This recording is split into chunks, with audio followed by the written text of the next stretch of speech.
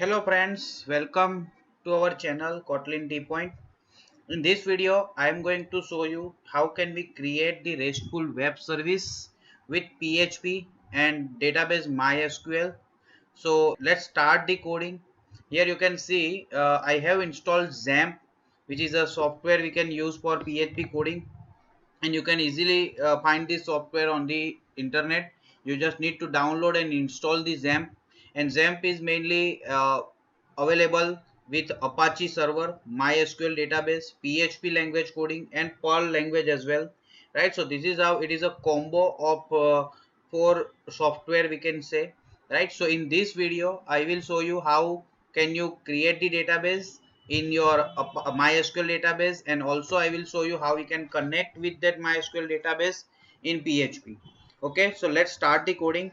After installation of the XAMPP, you will find this XAMPP control panel inside your Windows. You can see here I can search the XAMPP and you can find this XAMPP control panel here. So you just need to click on this XAMPP control panel and you will find this window, and here you need to start the service for Apache as well as MySQL. So these two service you need to start, and after starting this service you can click here on the admin, and if you once you click on the admin, you will your MySQL database will get open here in your browser. As you can see, I already have localhost php myadmin, that is a MySQL database, and after inside this MySQL database you can create your own database. So here I already have my database with e-commerce name, and inside the database I have customer table. Let me delete this database and create new one so I can explain you more betterly. Okay, so I just drop this database from operations menu, and I can create new database here. So I click on the new link and I can type the name of my database. So again I select the e-commerce and click on the create button. So my database is created. Next, inside my database I need to create a table. So table name I have given customer with number of columns 4. You can add more column as well.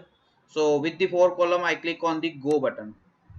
So that 4 column graphical user interface is ready. So first column I will select ID. Name of the column is ID, data type integer, and here you can select the primary key and auto increment as well. Okay, next column I want username here. So with username, data type varchar, and the size I will set 50 here. Okay, and unique constraint I can apply with the username, so I select unique here. Okay, and in this pop-up you can simply click on the go button. Okay, similarly password field I want, and password data type is also varchar with size 50. Here I don't need any unique constraint. Next I will select the email column name, and data type varchar with the size 50, and unique constraint again I will select here, and if it pop up you can simply click on the go button. Okay, one more column I want here, so I can you can see here add one columns go button is there. So I click on the go button, it will add one more column option for us, and next column I will select the mobile with data type varchar, and the size you can pass like 15, and here I also want the unique constraint, so I will select unique and click on the go button. Okay, so with 5 columns my table is ready, and finally I need to click on the save button. So this will create a table. You can see customer table is created, okay, with our MySQL database.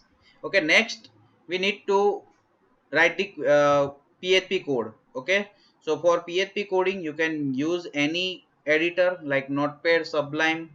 Okay, and here I'm going to use Visual Studio Code. Okay, so from Visual Studio Code we are going to write the code with PHP. And one more thing you need to create here is inside your C drive. Okay, after installation of XAMPP you will find the C drive XAMPP folder, and inside the XAMPP folder there will be htdocs folder, and inside this htdocs folder you need to create the folder related to your project. Okay, so as you can see here, I already have e-commerce folder, which is my PHP project related folder, and inside this folder I can create my PHP files. Okay, so with Visual Code you can select the file menu, and inside the file menu you can open the folder that is your PHP project related folder. So I will select this e-commerce and select the folder, so that folder will get open here with my Visual Studio Code. Okay, inside this folder I can have a PHP file. Okay, so here I'm going to create one file. As you can see, I click on the file icon, and the name of the file I will set customer.php. Okay, so customer.php file I have created here, and inside this PHP file I can have angular bracket question mark PHP and question mark angular brackets. So this is the PHP coding syntax, right? So we need to start the PHP code inside this angular bracket we created. Okay, in PHP dollar is this symbol operator we can say, which will help you to create the variable. Okay, so as you can see here, I'm going to create variables in PHP. So first variable I want here is host, that I will set localhost. Then after, another variable I will create here, that is username, which is root, dollar password, which is blank I will set here, and dollar db name. So our database name is e-commerce. As you can see inside our browser, we create the database e-commerce. So I have set the database name e-commerce here. So we created 4 variables, and these are variable by default when you start with the local environment, your MySQL database related username and password. These are by default username and password for MySQL database in our local environment. Okay, so we continue with these variables and value, and these variables will help you to create the connection object. So you can see here dollar connection equal to new mysqli. So mysqli is a class we have in PHP, and with this mysqli class I can pass dollar host, dollar username. So guys, dollar connection object we are going to create here. New mysqli is the class we have, and inside this class I am going to pass parameters in the constructor. So dollar host, dollar username is the second parameter, dollar password third parameter, and dollar db name is fourth parameter. So this is how we are passing these variables inside the mysqli constructor, and this will create a connection object for us, and we can confirm if there is any problem or not. So dollar connection arrow operator connect underscore error. Okay, this is the variable, and arrow is the operator we have with PHP, right? So we can access the member using arrow operator in PHP syntax instead of dot. In Java generally we have dot operator, but here in PHP there is a arrow operator to access the member of any object.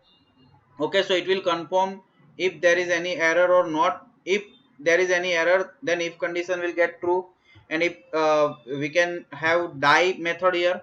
Die means we will complete our code here, it will not execute any extra coding if there is any error in connection. So here I can pass connection failed, and we can also display message dollar connection arrow operator connect underscore error. Okay, so it will display the error as well if anything wrong, like you pass database name wrong, or you pass username or password something wrong, right? Then it will get fail our connection. Okay, so we'll get the error here, and if everything goes fine, then our next code will get executed, right? If connection success, then this code will get executed, right? Whatever we are going to write over here. So next, what I want is, I want to create two APIs here. Okay, here I want to create two API. First one is for registration process, and second one is for login process, or we can say for sign up and for sign in. Okay, so for these two operation I want to create the API here, And sign up process, first of all, how can I differentiate both of these process, right? So for that you can have one flag, okay, for conditionally confirming for which operation currently we are here. So here I'm going to create one flag variable. And how can I receive the value of the flag? For that I can write here $_get, right? So it is an inbuilt array we have in PHP, and it will receive the value from query string. Okay, so the parameter name will be flag, and the flag value we will receive here. And this flag value I will confirm what is the value of the flag. So I will pass the value here login. Okay, so I will continue the login code here. And if it is registration, then we will continue here registration process. Okay, so this is how we will confirm for what operation we are here currently. Okay, next inside login I will verify login method I will call here, and I will pass the connection object. Inside registration I will uh, have the registration process, so sign up method I can create here, and I will pass the connection object. Okay, so these two functions I am going to create here. You can see function verify login with $connection object, and one more function I will create here, that is sign up with the $connection object. Okay, so we have two functions ready here. One by one I will write the code. First of all, I am going to write the sign up function.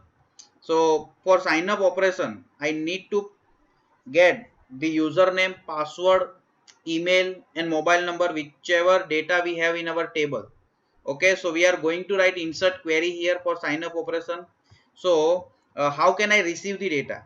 Okay, there are different ways you can receive the data. Here I am going to receive the data in JSON format, okay, from the request object. Okay, for that we can write here $JSON equal to file underscore get underscore contents. Okay, this is the method we have in PHP, and inside this method we can write PHP :/input. Okay, so this will read the data from the request. Okay, from the body we will receive the direct object, JSON object here, and it will be JSON format only. Okay, so then after receiving the JSON data, we need to convert that JSON data into PHP object. Okay, and to convert into PHP object we can write here JSON_decode. Okay, this is the method we have in PHP. It will convert our JSON data into PHP object. Okay, convert JSON data to PHP object. Okay, so this will work fine. Okay, so we will receive the object of the customer, and then after we can write SQL query here. So you can see here I'm going to write insert into customer, that is our table name. You can see in our database we have customer table. So insert into customer, then after I will pass the column name here, username, password, email and mobile. Four columns we have. Then after values keyword, and then after values one by one we can pass here. Okay, so values we have in data object. We will have data object. So $data arrow operator username. So we will pass something username data here. Okay, so our data will be like something like this: username equal to ABC. Okay, password equal to ABC 123 something. Okay, email equal to abc@gmail.com. So this kind of data we will pass from the user side, okay, from the client application. Okay, and we will receive that data in our data object, right? So here one mobile number 123. So this data we will receive in the $data object, and from $data we can access the username, We can access the password here. We can access email ID, and we can also have mobile number. So this is how we will have the data here, and insert query will get ready. And after the insert query get ready, we need to execute this query. Okay, so for executing this query, you can write here if condition dollar connection arrow operator query. So this is the method we have to execute our query, and here I will pass our SQL query and confirm whether it is successfully executed or not.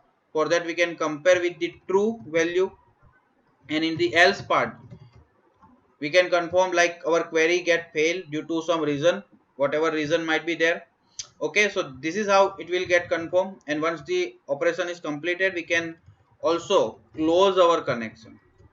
Okay, so what I want to return here is if our insert operation gets successful, I want to return like our insert operation success or registration success.